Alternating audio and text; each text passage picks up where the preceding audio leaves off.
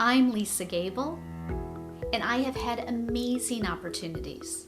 At the age of 19, I went to work for the Reagan administration, and I worked at the White House and the Pentagon. At the age of 24, I was recruited to Intel Corporation by the man who had become CEO and chairman. At the age of 30, I had the honorary rank of a 3-star general. When I was vice chair of a Department of Defense commission, helping women become better integrated into the military and giving them more opportunities. And at the age of 40, I became a U.S. ambassador. However, today, I'm tasked with solving a very complex problem: food allergies, something that affects 85 million Americans and 500 million people around the world. What I learned from Ingenuity is to always demand unity of purpose. What I learned from former Air Force Secretary Barbara Barrett is always replace yourself with another woman when you're going out of a high-level position.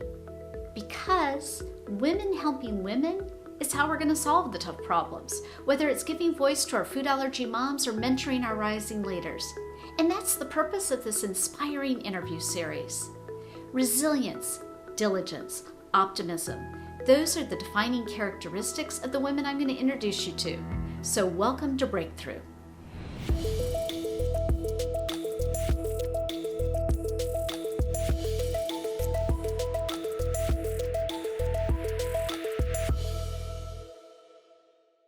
Today's episode is about resilience, and that's apropos because almost exactly a year ago, it was my birthday, so I remember the date exactly, is when we started shutting everything down.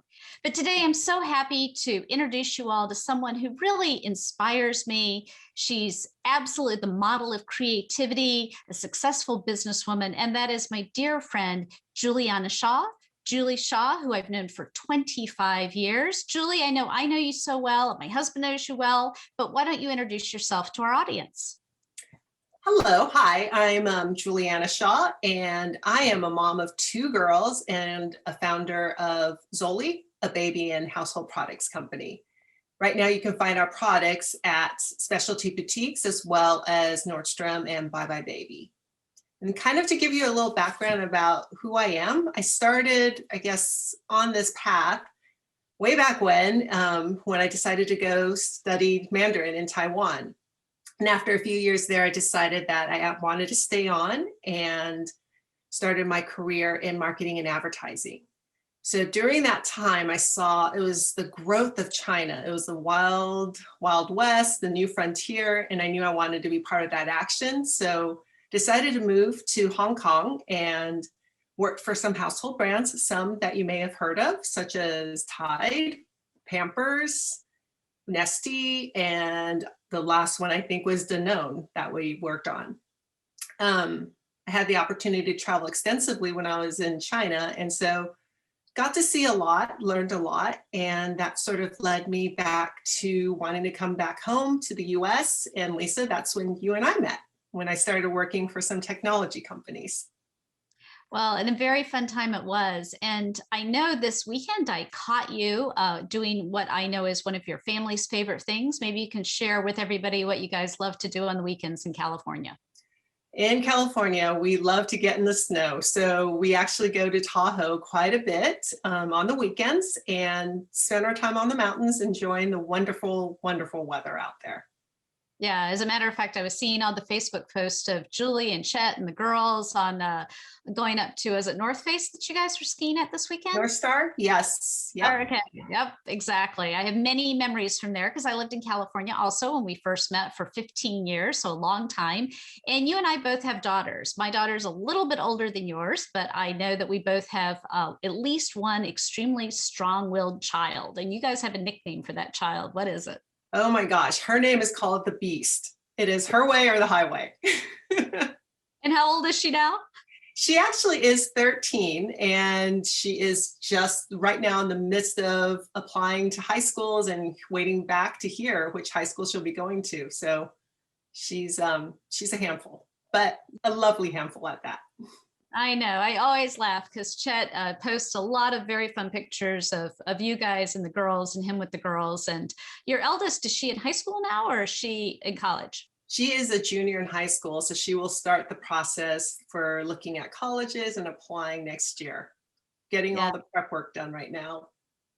Well, I love girls. I love mentoring girls. I know you love mentoring girls. And that's one reason we wanted to do this show is really bringing forward all what I call the friends of Lisa that I talk into doing lots of different projects with me over the last 25 years. And you were one of those people that I called as we were getting ready to launch Babies First, which is the FAIR program that tells moms that it's good to actually feed the proteins to their kids when they're 4 to 6 months old early and often. One, because they need the nutrient density, and two, because it actually may help mitigate the risk of the child developing food allergies. And the reason I called Julie is that she runs this amazingly successful business that she and her husband started called Zoli, which has these beautiful, beautiful projects or products. And I know the sippy cups, the glasses. Can you tell us a little bit about your business? So we started Zoli back in 2008. And one of the reasons why we did this was the realization, I think, after having my second, that a lot of the products that babies were using had endocrine disruptors in it. And we didn't understand why. There wasn't anything with safe plastics, safe, like glass wasn't huge at the time, stainless steel wasn't big at the time. So I really kind of thought, why aren't there more products out there for babies, made specifically for babies that did not have this? Because there are tons of things that moms have to worry about when they have a baby. That was the one thing I could take off their plate. Build a company with a line of products that moms will be able to trust and know that it is safe to give to their kids.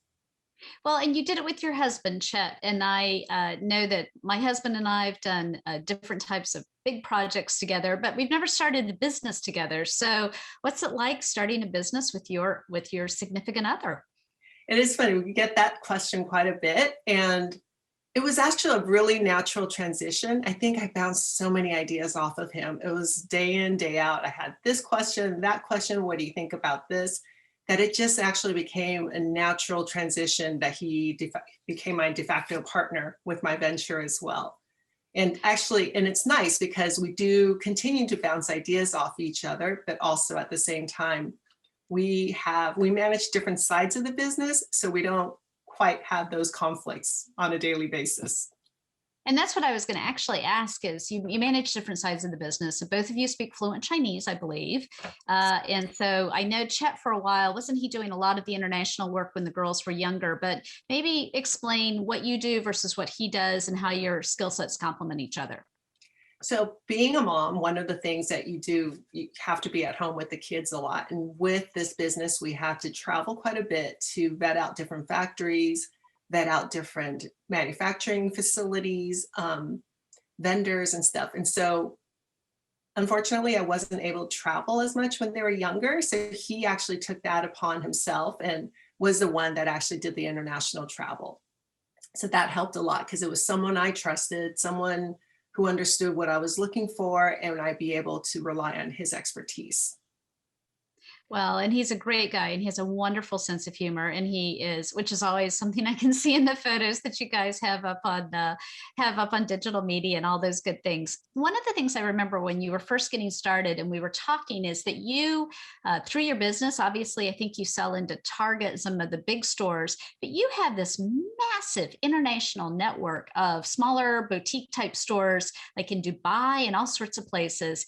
Tell us a little bit about the various folks you work with. I think there are a lot of women-owned stores. And since we're talking about International Women's Day, maybe you can just talk a little bit about how you met all these women, how they run their businesses, and how they inspire you. Definitely, we do work with a lot of women. And surprisingly, it's a baby industry. You would think there would be a lot of women in the business. And so a lot of the boutiques that we do work with are women-owned. A lot of the partner brands that we work with are also women-owned, which gives us a great opportunity to sort of bounce different ideas off each other. There's a natural understanding, I think, amongst women and moms of what is necessary to get things done. And we can multitask to get a lot of it done. And it's not competing, it's more collaborative effort. A lot of the women that we work with also internationally, we, as you said, we're in Dubai, we're in China, we're in Europe, we're in France, Germany, Netherlands, and a lot of these women that we work with, and a lot of the stores that we work with are led by these women that just kind of felt at the time they were looking for products that they wanted for their kids, but they didn't have a place that they can go to. So they really carved out a niche for themselves of natural products, non-toxic products, and safe products. So somehow, small world that we all kind of get connected, and internationally, we offer the same things. Well, it's really fabulous. I mean, I brag to all of my friends how you guys started this business. And I'm so proud every time I see, one of the products pop up in my feed and, as a recommended product for you. I've also given it to so many women who've worked for me at different times. In fact, one of my nannies who had helped my daughter just had her second child. And she actually sent me a text and said, that sippy cup you gave me? I just loved it so much. I was searching through the cabinet. I had to find it. And of course, we gave her another one. So she didn't have to go use the old one for the old daughter, but the older daughter.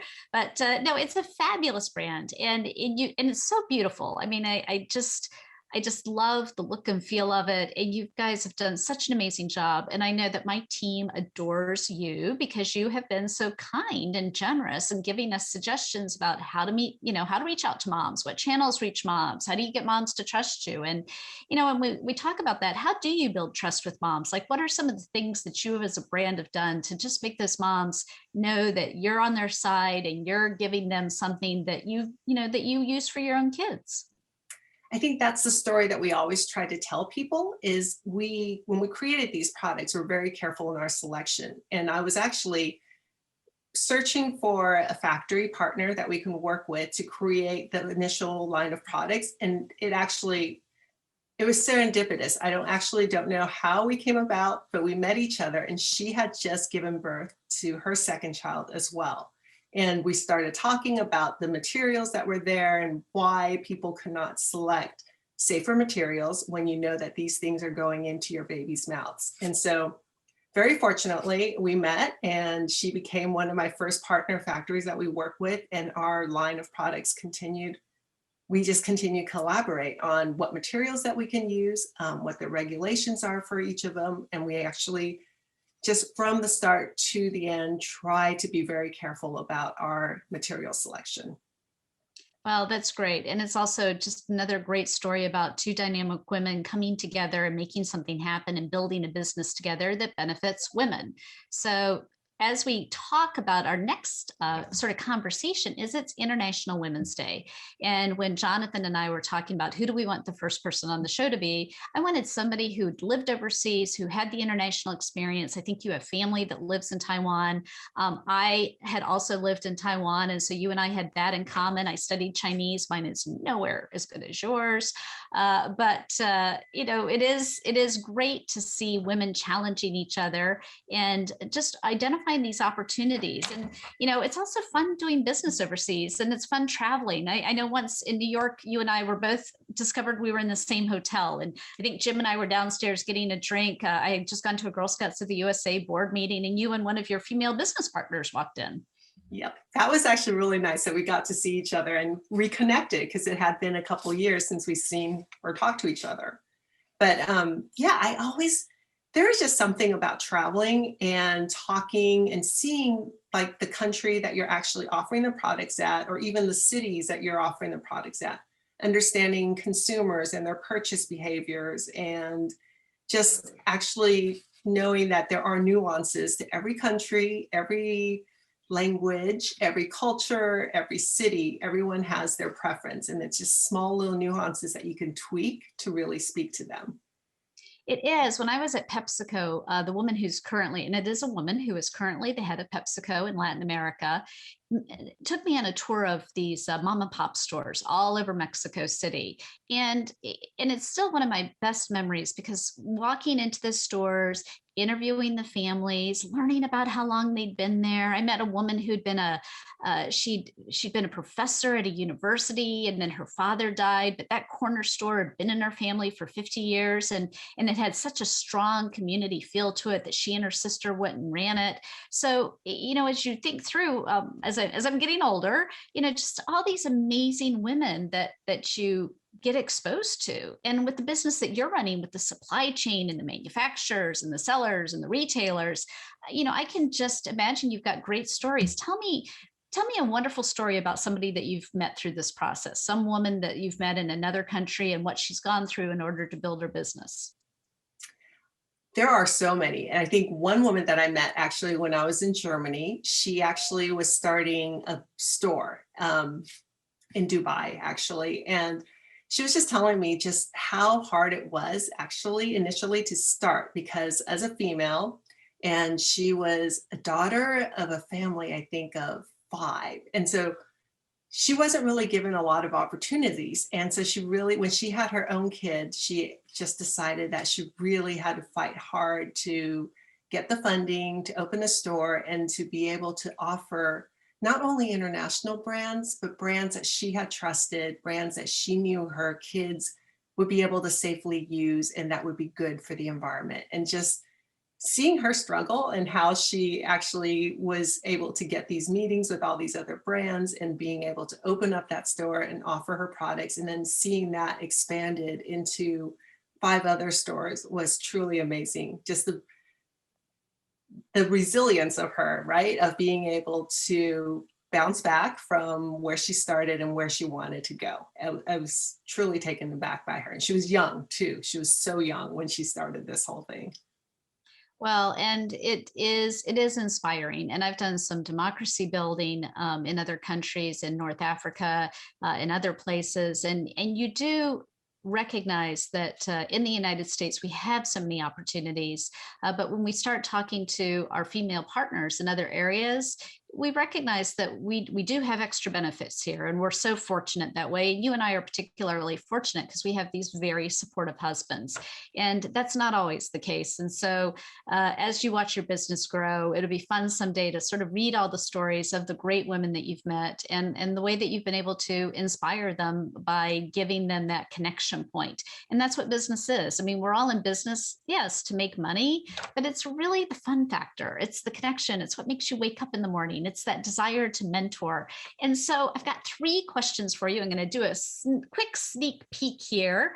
And so today's talk is really about resilience. And you just mentioned resilience, and we talked about the benefits. And, and part of that process is COVID. We, as we started off, we are literally almost exactly a year from when we shut Fair's offices. I remember we all left the office at 8 p.m. on March 12th. And when we woke up on March 13th, it was really a different day. So for someone like you with a small business, what have been the challenges? What have been the opportunities? I definitely, God, it came so quickly. You kind of had this whole feeling that this might happen, but then when everything shut down, you just had to move so fast. There were people in roles and positions that I would never would have thought would be suited to work from home. So that was a huge challenge, trying to understand all the operations and logistics, how we would actually have some of these people work from home.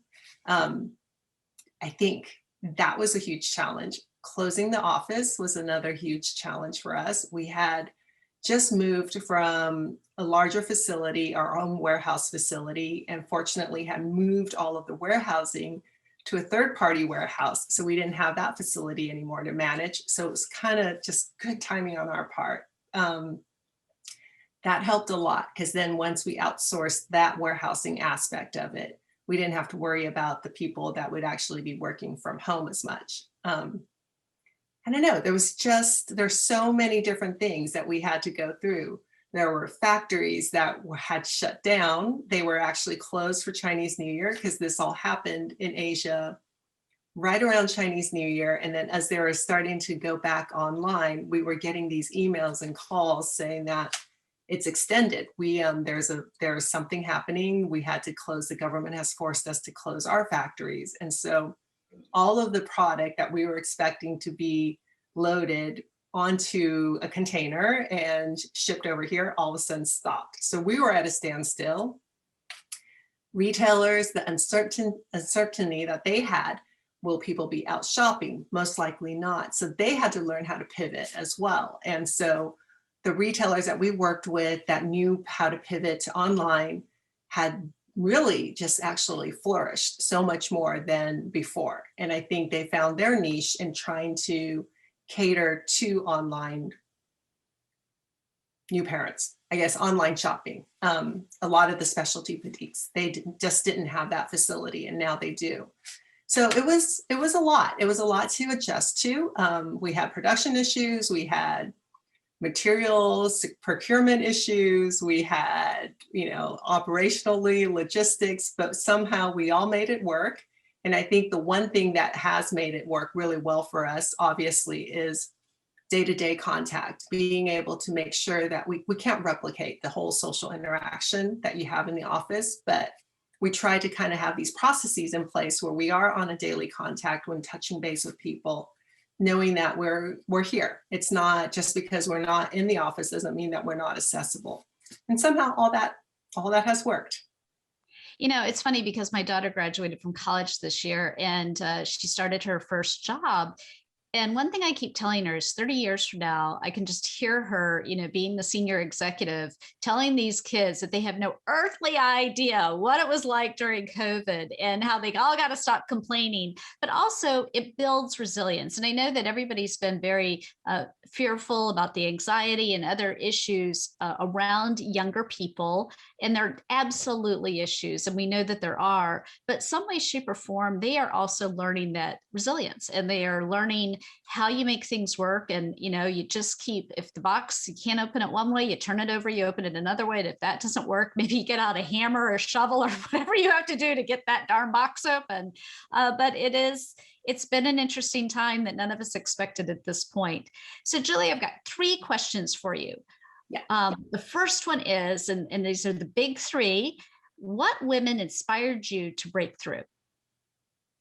I've actually been really fortunate in the years that I've been working, that I've met a lot of women that have helped me quite a bit down this path. And Lisa, actually, I have to say, you are definitely one of those women that really taught me what it was to be a leader, to lead with grace as well, and embracing adversity and being able to come up with solutions and being able to power through that. I think it's just amazing, because I think having those women throughout my life, throughout my whole entire career, it taught me to be a better person, and it taught me how to lead. And hopefully by doing that, it teaches me to teach others how to lead as well. Well, it is good. And it does speak to the amazing women that some of whom I know personally that you've worked with, and you've been surrounded by incredible women. And that's the other piece of this. So what are you going to do to inspire the next generation of leaders, of women leaders? I hope I can lead by example. So that is one of the things that I'm working on, is just that taking everything that I have learned from all of the wonderful mentors that I've had and being able to pass that information and pass that knowledge on to younger leaders, and creating opportunities for women to be in leadership positions, being able to have their voices heard as well. And then finally, if you were going to give a piece of advice to a young woman who is trying to get her breakthrough moment, what would you say? What are the top things she needs to think about? One thing I think is, stay true to who you are, embrace your characteristics. There is no need to really change to fit someone else's expectation of you. I think own it and kind of just adapt and change to the situation, not who you are. Well, Julie, I'm so excited. You could be my very first guest. Again, because I have so much admiration for you, but also because you really do exemplify resilience, and the type of business that you have and what you've gone through during the past year is another example that you stick with it and you make it happen. And that's really important for the food allergy moms. We have our community are a lot of moms, and they're moms that have had to go through a lot of challenges because of the unique nature of this illness and this disease for their children. But we also have this amazing group of teenage women, as well as young college women and rising leaders. And I know that they're the ones watching this. And as they are breaking out, a lot of them are entrepreneurs. They're thinking of the next big ideas. The fact that they've had to face challenges throughout their life has really made them very strong. So I know that they appreciate hearing from someone like you, and that they're going to learn a lot today. So I this appreciate it. Yeah. Well, this is Breakthrough. Thanks so much for having us and joining us, and we look forward to having you back again. Thank you.